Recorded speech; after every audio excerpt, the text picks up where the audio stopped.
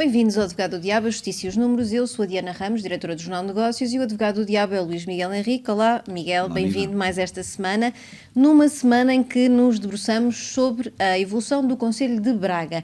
É visto como um conselho jovem e dinâmico e, afinal, quais é que são os pontos fortes e fracos que tem este conselho? Que propostas tem para o futuro e como é que tem conseguido atrair o investimento que também o tem destacado como um dos conselhos mais dinâmicos? Respostas que serão certamente dadas pelo nosso convidado esta semana, Ricardo Rio, presidente do município de Braga. Bem-vindo e obrigada por se juntar a nós no Advogado do Diabo.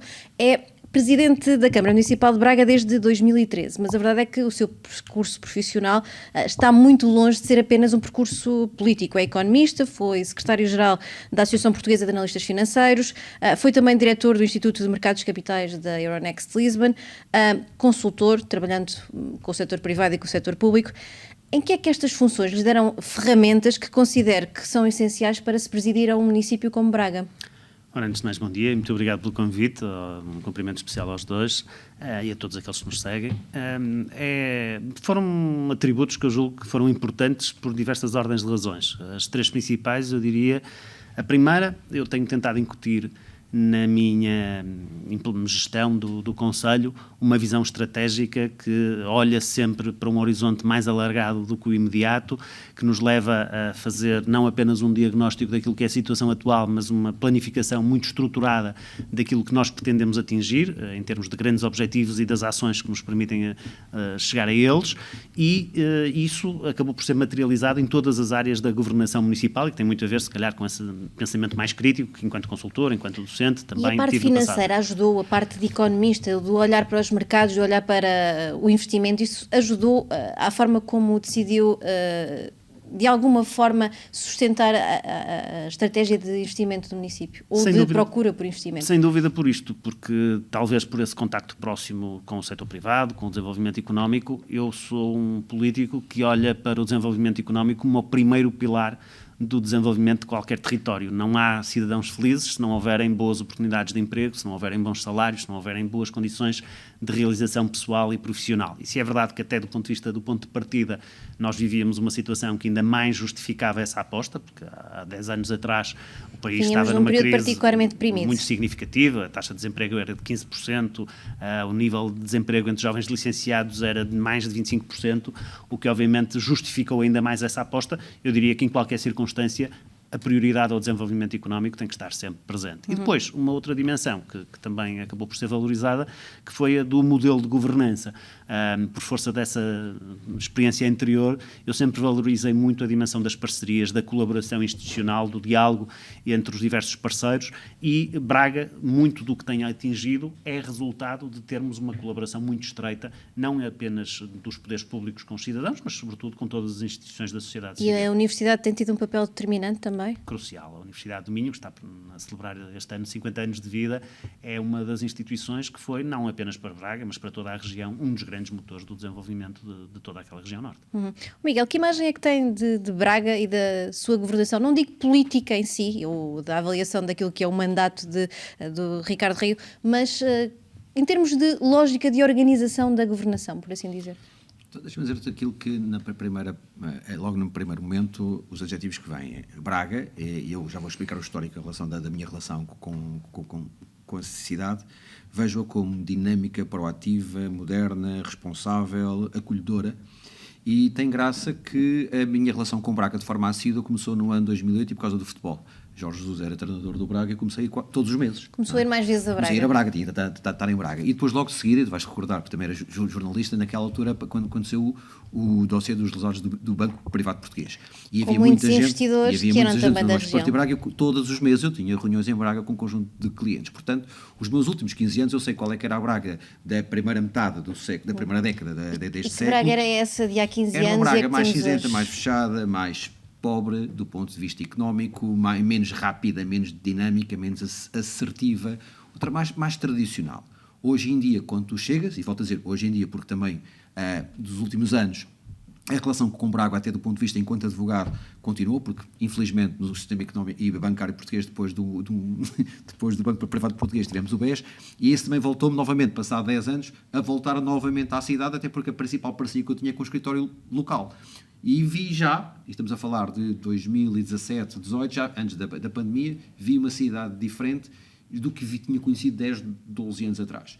E quando tu começas a acompanhar depois as notícias, quando começas a acompanhar e a conhecer as pessoas e a conversar, percebes que é uma cidade francamente diferente, que do ponto de vista benchmark, há muitas outras regiões do país que se poderiam inspirar nela. Ricardo, e vamos então a áreas concretas e esta cidade proativa, dinâmica, responsável, como descrevia o Luís Miguel Henrique, o que é que ela tem feito para reter os jovens no município? E o que é possível fazer ao nível local para se reforçar esta retenção de talento? Até porque sabemos que este é um dos problemas crónicos que tem sido apontado como essencial a resolver na nossa sociedade. Eu diria, voltando à questão inicial, que a primeira prioridade é criar oportunidades de emprego. E Braga, e eu próprio estudei fora de Braga, trabalhei durante toda a minha vida profissional pré-partidária, pré-política e pré-exercício da presidência da Câmara fora de Braga, porque em Braga de facto não existiam assim tantas oportunidades profissionais para jovens qualificados. E essa aposta levou-nos logo em 2014 a criar a primeira agência de dinamização económica de base local que surgiu no nosso país, que foi a Invest Braga, na altura em parceria com o anterior secretário de Estado da Competitividade, o Carlos Oliveira, que é um bracarense também muito distinto e que esteve lado a lado comigo nesse projeto e durante vários anos no trabalho que desenvolvemos de criar condições para uma maior atratividade. E esse trabalho que a Invest Braga desenvolveu, eu considero que é muito mais impactante do ponto de vista do território até do que muitas políticas que são desenvolvidas ao nível dos Ministérios da Economia. Os territórios podem, de facto, fazer a diferença, como dizia o Miguel. Há mais oferta de emprego qualificado? À muito boleia mais. Desse investimento? Nós criamos as empresas, naturalmente, não foi o setor público, criaram 2.000 postos de trabalho por ano em contínuo desde 2013 até 2019, depois com uma pequena redução durante o período da pandemia, mas que, entretanto, já foi retomada. Atraímos muitas empresas para a cidade de Braga, de diversos setores de atividade, e todos os setores de atividade registraram um crescimento muito significativo. Braga, por exemplo, só para dar um número muito concreto, em termos de turismo, nós triplicamos o número de dormidas em 10 anos. Ao nível das exportações, Braga não estava sequer no top 10 do ranking das cidades mais exportadoras. Neste momento estamos a disputar o terceiro lugar e já seríamos o terceiro concelho mais exportador se a Aptiv, que tem a sua sede em Lisboa, mas que produz toda a sua produção a partir de Braga, fosse contabilizada na cidade de Braga. Miguel, o que é que estes municípios, que não são grandes, não são os maiores, mas são já de dimensão significativa no país, podem fazer também em termos de políticas públicas para ajudar a reter o talento nos municípios? Se tu falares com os jovens, o primeiro eixo é aquele que o Ricardo diz. Isto é, obviamente, que a autonomia financeira, a sua independência, a sua afirmação é o principal vetor. E quem achar as câmaras assim não o podem fazer diretamente, não é? Mas podem, e nesse parte, aquilo que tem que ser feito é exatamente encontrar o território, o espaço e as parcerias e todo o ambiente, todo o ecossistema para que o setor privado possa florescer, crescer, trazer grandes, boas empresas que saibam pagar cada vez mais e melhor. Porque quantas mais houver, e cada vez quantas mais grandes empresas houver, e se calhar vamos falar disso um bocadinho mais adiante, são elas que pagam os bons salários e são eles que são elas que competem até à escala um bocadinho mais transnacional pelo talento. Mas depois há uma outra parte, cada vez mais importante, que vamos chamar de qualidade de vida. Tudo o que tem a ver com a habitação, tudo tem a ver com os transportes, tudo tem a ver com a saúde, tudo tem a ver com a cultura, tudo o que tem a ver com o desporto, tudo o que tem a ver com a animação e com o lazer, é um segundo vetor que, não sendo o primeiro, não deixa de depois ser no seu tom global, não entrar na equação. E entra. E é aqui que as cidades, e é aqui que os municípios podem fazer também a diferença. Oferecer. Porque se tu demorares 2 horas a chegar de casa para o trabalho para casa, por muito gastos, vais ficar cansada. Se chegas ao final da semana e não tens nenhuma oferta cultural, não tens nenhuma oferta de desporto, não há espaços verdes, não tens. A saúde é difícil, estás a pensar fazer família ou constituir, onde é que os teus filhos vão ser assistidos. Tudo isso criar infraestruturas. Onde os municípios têm que apostar e trabalhar para reter o tal talento jovem. Antes de irmos à habitação, deixa-me ir então aqui a esta questão dos salários, porque eles acabam por estar ligados também a esta questão da retenção de talentos, como bem apontaram. Se olharmos para os salários, vemos em Braga, e os dados são de 2021-22, porque são os mais atuais, não temos indicadores mais recentes, vemos que os salários ainda são relativamente baixos. O ganho médio mensal dos trabalhadores por conta do trem estava nos 1.234 euros em 2021, um pouco abaixo da média nacional. Portanto, há aqui ainda algum caminho a percorrer. Isto também tem a ver com a tradição e a herança que havia de indústria na região e no concelho, ou já se sente este efeito que dizia da vinda de multinacionais para Braga? Há vários efeitos. Eu diria que até a montante da análise local há a questão nacional, que essa diferença de valores acaba por não ser assim tão significativa e é, de facto, um dos grandes óbices ao desenvolvimento dos nossos territórios e à capacitação das pessoas e até à retenção das pessoas. Nós hoje vemos um êxodo tão significativo, não tanto em Braga, mas no nosso país, sobretudo de população jovem qualificada, porque o nível médio dos salários é francamente baixo e isso depois gera uma série de outros problemas sociais, como por exemplo da habitação, de que seguramente iremos falar.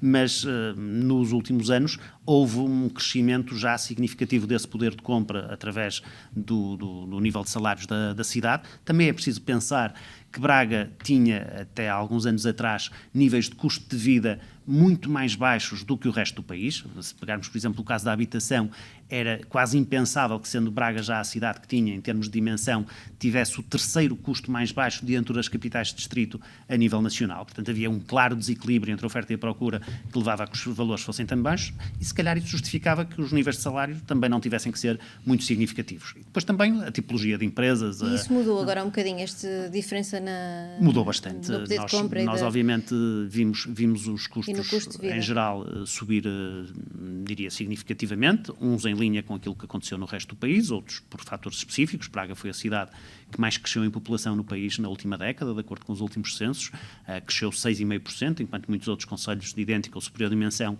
reduziram a sua população. Tem vindo a atrair também muita população migrante, e dentro dessa população migrante estamos a falar de um segmento muito particular, que é das famílias, pessoas com muitas qualificações, com poder de compra, que obviamente têm capacidade de investimento, e isso acaba por, de certa forma, estimular a economia local e levar a um custo de vida também superior.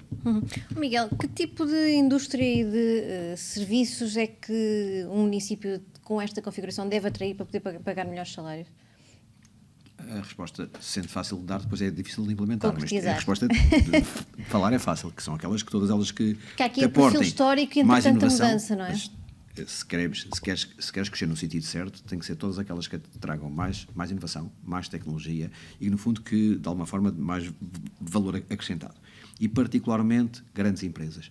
Se a cada ciclo político conseguires trazer 2, 3 empresas de grande dimensão, isso tem um impacto enorme no médio e no longo prazo, exatamente porque são elas que têm a capacidade de cada vez mais oferecer melhores condições. Não são às vezes só os salários. Às vezes falamos dos seguros de saúde, às vezes falamos de um pacote de remuneração e de um pacote até de formação que para o crescimento do profissional fará toda a diferença. E essas são, obviamente, as grandes empresas que têm isso estruturado, implementado e com a imediata capacidade de implementar no terreno.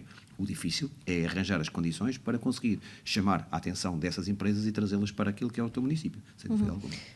A habitação é, de facto, um dos temas que mais penaliza as gerações mais novas e aqui, genericamente, o país tem tido mais dificuldade em responder, muito porque tivemos uma crise em 2008 e depois logo a seguir um resgate financeiro e muito pouco investimento da década que lhe seguiu. Braga também é uma cidade que é de alguma forma afetada pela falta de oferta de habitação. Em 10 anos sente que fez o suficiente para reforçar esta área?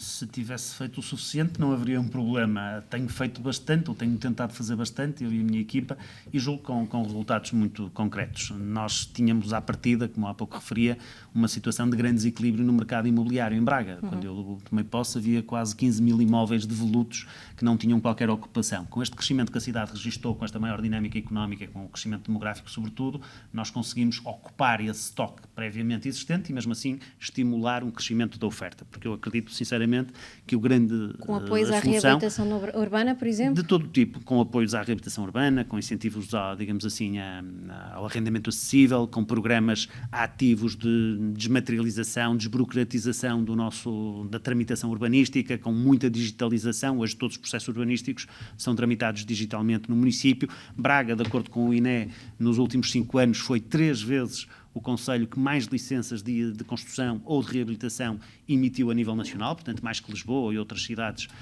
do país. Tem vindo a garantir condições para um crescimento ordenado em termos urbanísticos, mas um crescimento, por exemplo, agora em sede de revisão do PDM, que está em fase final de conclusão, ao contrário do que vai acontecer com outros municípios, nós vamos aumentar significativamente a nossa área disponível para construção e é através desse estímulo que estamos a dar também ao setor privado que criamos condições para que esse desequilíbrio seja corrigido. Nunca descurando o apoio social imediato e, por exemplo, Braga foi o primeiro município do país a alargar os apoios que já dava ao arrendamento a apoios à comparticipação nos empréstimos bancários, antes mesmo do governo tomar essa iniciativa. Deixa-me só aqui perceber, porque com esta revisão do PDM, este aumento da área para construção vai ser acompanhada, por exemplo, de cedência de terrenos para cooperativas, de algum tipo de isenção de taxas, de um apoio complementar além da simples cedência de espaço para construção? Nós estamos em sede PDM, estamos a falar da classificação dos solos e, portanto, a valorização dos solos para efeitos urbanísticos. Nós não temos, infelizmente, o município não foi uma herança que eu tivesse recebido muitos ativos próprios que pudesse colocar no mercado, mas temos, digamos, um regime de incentivo à construção que permite essas isenções de taxas, as reduções de impostos, sobretudo para a construção de arrendamento acessível, que é neste momento a nossa grande prioridade, até porque quando falamos de problemas de habitação, o município foi cumprindo e de uma forma muito expressiva a sua responsabilidade para com os agregados familiares que têm menos recursos económicos. A nossa grande preocupação é hoje garantir essa mesma acessibilidade económica, sobretudo para as famílias da classe média que também já enfrentam esse problema de acesso ao mercado habitacional. E depois uma outra dimensão, que para Braga em particular é muito importante, que é do arrendamento, digamos, da habitação para estudantes universitários deslocados, em que nós, por exemplo, com o projeto da Fábrica Confiança, que é uma das residências universitárias que está agora financiada no âmbito do PRR, vamos, com um investimento de 25 milhões de euros, duplicar a oferta pública existente no Concelho de Braga, com mais 700 camas, numa construção sustentável, em que Braga, como ontem o Jornal de Negócios dava bem eco, tem também empresas liderantes e que estão a desenvolver um trabalho muito interessante, como é o caso da DST e da Casais. Com as construções modulares, um trabalho Exato. que de facto fizemos para dar conta de que construir mais barato talvez seja também mais possível. Miguel, os municípios são também responsáveis por criar incentivos para simplificação de licenciamentos, para cedências de terrenos, já aqui falámos noutros programas. Braga, pela descrição de Ricardo Rio, já está a fazer muito esse trabalho, mas há ainda limitações em algumas autarquias que impedem que mais construção seja feita com mais incentivos e mais simplificação? Deixa-me ir a um ponto que, talvez, não conhecendo Braga, vou-te falar de forma relativamente genérica, mas dos concelhos que eu conheço. Independentemente da digitalização e do esforço que está muito a ser feito e que acredito que Braga tenha feito igual a um conjunto de outros, há um problema que se chama a cultura de trabalho de alguns funcionários. Há uma área que trabalha lindamente, e já falamos aqui sobre isso, que é a área da fiscalização. Esses são altamente proativos, muito rápidos, muito céleres. Tudo o resto não te interessa digitalizar. Eu tenho, por exemplo, neste momento, e até num concelho à volta de Lisboa, que as pessoas que estão a trabalhar e que se submetem na plataforma, cada vez que se submetem 2 vezes, as pessoas têm que lá voltar aí para entregar o papel fisicamente, porque a maneira como o funcionário ainda trabalha não é exatamente, não estamos ao tempo de hoje. E esta é a grande dificuldade. Portanto, há um trabalho para ser feito, que é o trabalho nas pessoas. A tecnologia muda, mas a cultura ainda não. Tal e qual. Portanto, isto é, não interessa pôr-te o melhor computador do mundo se a pessoa ainda quer datilografar de uma máquina de escrever. Portanto, e este é um problema que eu sinto, não faço mais porque é em relação ao Braga, mas falo em relação à administração local, em relação ao conjunto de câmaras e facilitar o licenciamento. Não basta dizer que se digitaliza, porque se não preparares as pessoas e as formatares para trabalhar nesse paradigma, não vai funcionar. Em relação a tudo o resto, já falámos aqui, criatividade. Há outras maneiras de construir. Há nas grandes cidades, cada vez mais vamos ter que construir em altura. Há outras formas de construir mais barato, mais rápido. Há também que libertar um conjunto de terrenos, e esta seria outra questão em relação ao PPDE, mas mais tarde ou mais cedo vamos ter aqui um dilema para resolver entre a sustentabilidade e uma certa forma de querer ver as nossas cidades ou resolver os problemas mais prementes. A forma de gerir esses equilíbrios e encontrar esses equilíbrios será fundamental. A questão da mobilidade em Braga tem sido também uma pequena dor de cabeça para o município. É certo que têm feito alguns avanços, mas também tem havido uma crescente problemática com o trânsito na cidade. O que é que tem vindo a ser feito e o que é que está pendente no que toca aos projetos do município? O principal problema tem a ver com algo estrutural. Trazer mais pessoas traz mais... Não só isso. Mais isso carros, é o de certa mais maneira. recente. É o desenho geométrico mas o da cidade. desenho urbanístico da cidade foi feito ao longo dos anos para canalizar o trânsito para o centro da cidade. Ou seja, em vez de se estruturar, como hoje vemos no Porto, em Lisboa, noutras cidades, vias circulares que desviem o trânsito, digamos assim, das zonas mais centrais, Braga tem uma oferta, por exemplo, em termos de parques de estacionamento subterrâneos, que bate qualquer cidade a nível nacional. Tem vias que, de facto, impulsionam o trânsito dos concelhos limítrofes para o centro da cidade. Isso, historicamente, não era tão problemático porque não estávamos com o nível de crescimento que temos hoje, não só em Braga, mas também nesses mesmos concelhos. E há transportes públicos que permitam, por exemplo, quem vem dos concelhos limítrofes consiga facilmente circular nos eixos do distrito sem que traga o carro? Porque essa também é sempre a questão do Nós aí temos 2 níveis de desenvolvimento e esse é um dos problemas da nossa região. Ao nível local, Braga tem uma empresa municipal de transportes que tem um nível de serviço, tem uma cobertura absolutamente exaustiva do ponto de vista do conjunto do território, que tem vindo a reforçar e a melhorar muito as suas linhas, a modernizar os seus serviços, a renovar as suas frotas. Nós hoje temos 40% de veículos elétricos, quando há 10 anos atrás tínhamos uma média de idade de veículos na ordem dos 17 anos de vida, o que é algo impensável para uma cidade desenvolvida, e estamos a criar novos serviços de transporte, o caso do BRT, que foi agora financiado pelo PRR, que vai ser também um apoio a essa revolução. Depois, o serviço intermunicipal é algo que ainda tem algumas fragilidades e, portanto, tem que se encontrar também soluções mais flexíveis. O transporte a pedido, por exemplo, que é uma solução que vai ser naturalmente necessário aplicar em algumas zonas do território menos populosas, para descongestionar o trânsito e, por outro lado, também estimular cada vez mais a utilização dos transportes públicos. Sendo que, por exemplo, no último Eurobarómetro, nós tínhamos um indicador que nos deixava muito desagradados, é que 60% das pessoas diziam que tinham o gosto de utilizar predominantemente a sua viatura própria nas deslocações na cidade, que era o maior rácio a nível europeu de entre todas as cidades envolvidas. É uma mudança de hábitos e de cultura que é difícil de introduzir. Sim. Miguel, os transportes públicos, também por isto, porque esta cultura de estarmos distantes e os municípios mais pequenos, por vezes, terem dificuldade em criar uma oferta que leva as pessoas a mudar o chip, são um handicap nestes municípios de média dimensão? Deixa-me trazer uma outra coisa, e até a nota não é minha, é da Fundação São dos Santos de Cli, que nomeadamente um dos elementos que pode ajudar ao problema da habitação, ou do preço da habitação, é exatamente a questão do transporte. E o aumento do círculo das áreas metropolitanas, exatamente para que as pessoas...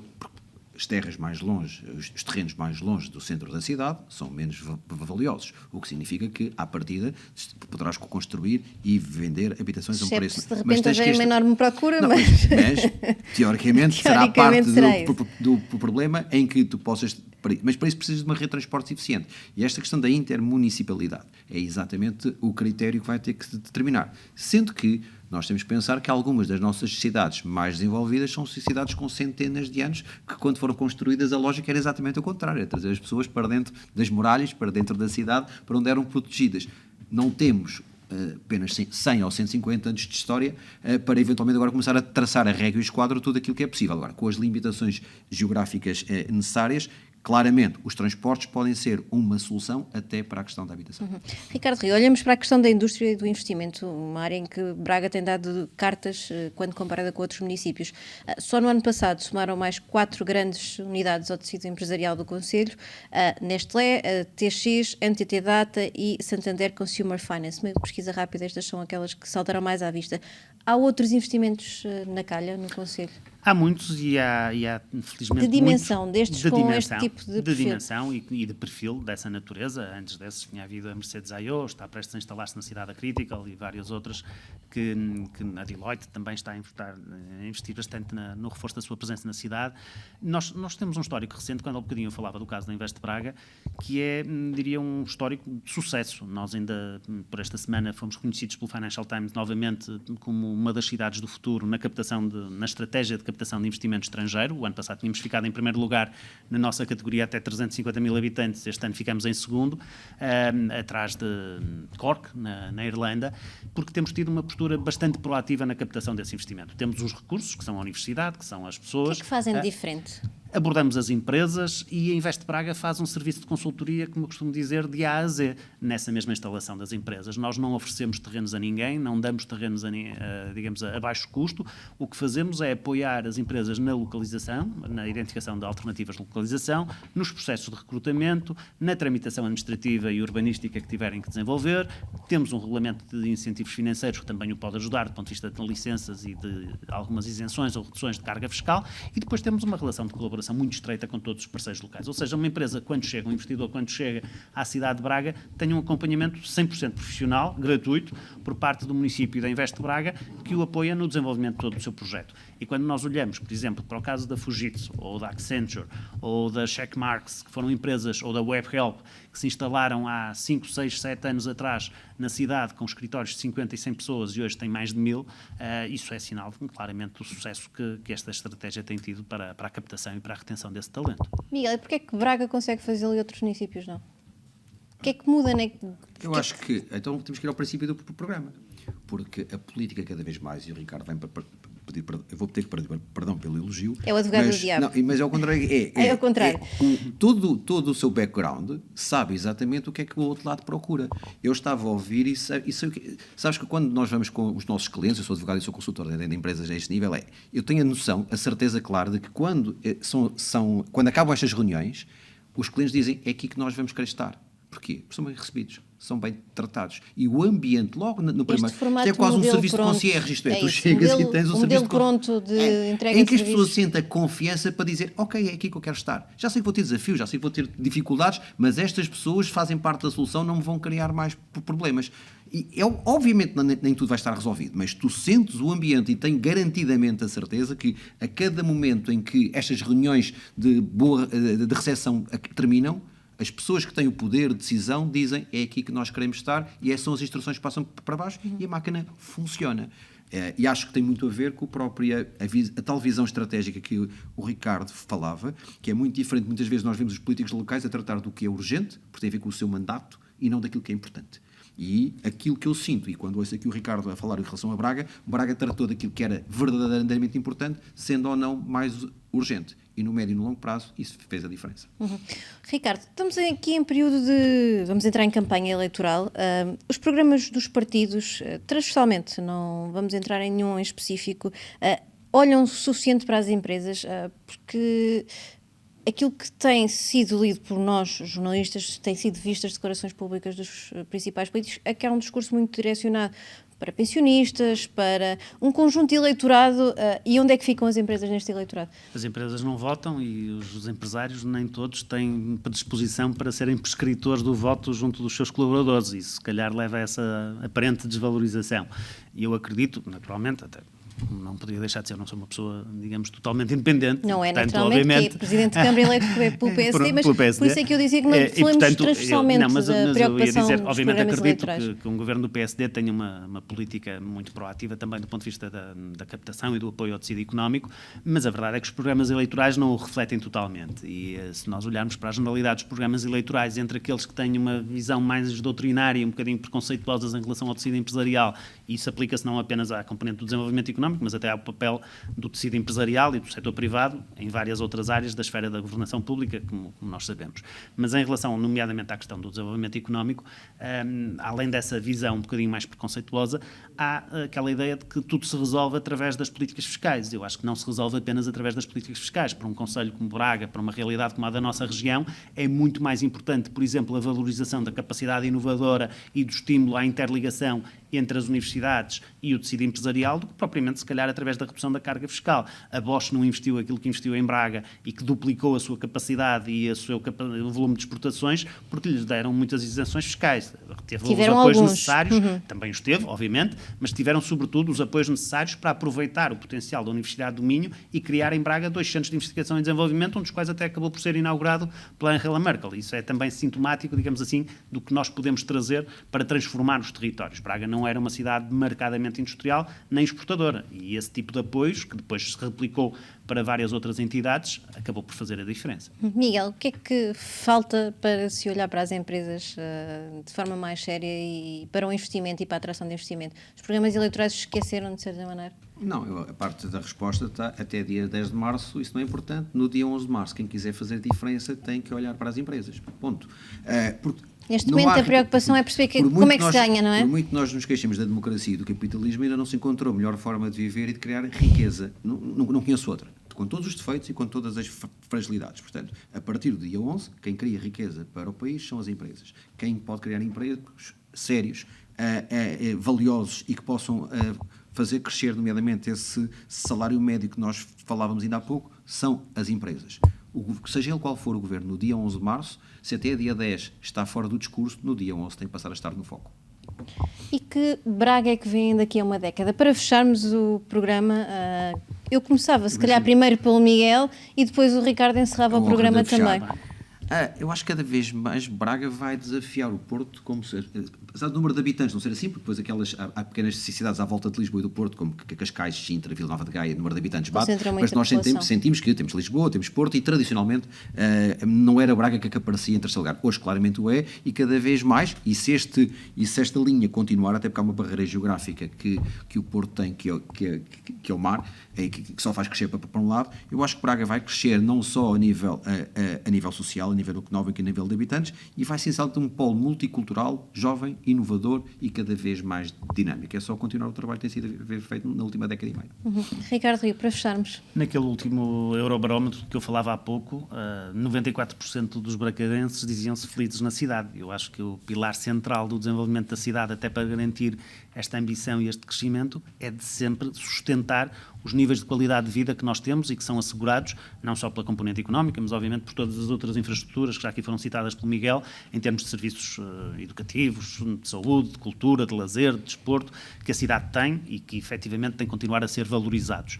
Braga é uma cidade também cada vez mais cosmopolita, tem 130 nacionalidades, é uma cidade que integra bem, que acolhe bem e que inova bastante e que tem instituições muito fortes do ponto de vista da produção do conhecimento. E essa cidade daqui a 10 anos que vamos ter? Diria que Braga será uma cidade cada vez mais inovadora, cada vez mais internacionalizada e que eu espero que, independentemente de estar em segundo lugar ou não, seja reconhecida como uma cidade de referência para o país e para o mundo. Muito bem, está assim fechada mais esta análise da semana, de olhos postos no Conselho de Braga e nos desafios que tem pela frente. Obrigada, Ricardo Rio, por se ter juntado a nós no Advogado do Diabo e obrigada a si, Miguel, também por mais esta análise nesta semana. Assim que nos acompanha, até para a semana.